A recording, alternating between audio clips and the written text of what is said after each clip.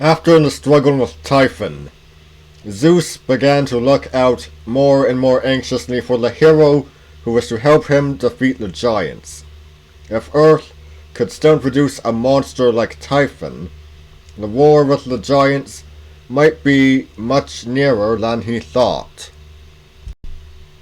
It may have been due to something which Prometheus had said, or to some half-knowledge of his own, but Zeus became certain that the hero would be born at Thebes. So, when Cadmus and Harmonia had built their city of the Seven Gates, with the aid of the musicians Amphion and Zethus, at the sound of whose lyre the stones moved of themselves to make the walls, Zeus took good note of their children. The eldest of these was Atenore, but when she married, her only son Actaeon came to a tragic end. He insulted Artemis, the immortal huntress, boasting one day when he found her bathing in a lonely pool on Mount Cithaeron, that he was a better huntsman than she would ever be. In her anger, she turned him into a stag, and he was hunted by his own hounds, who caught him and tore him to pieces without knowing what they did.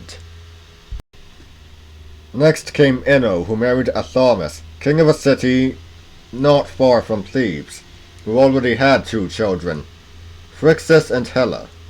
Their mother was Nephele, the Cloud Maiden, and after they were born she flew back to heaven, and Athamas never saw her again. When Ino had children of her own, she hated these 2 who were not quite as other mortals, and soon showed herself to be a cruel and wicked stepmother.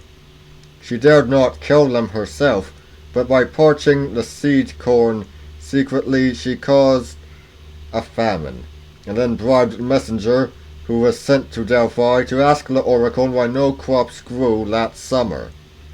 She told him to bring back word that the land was under a curse, which would only be lifted if Phrixus was sacrificed by his father.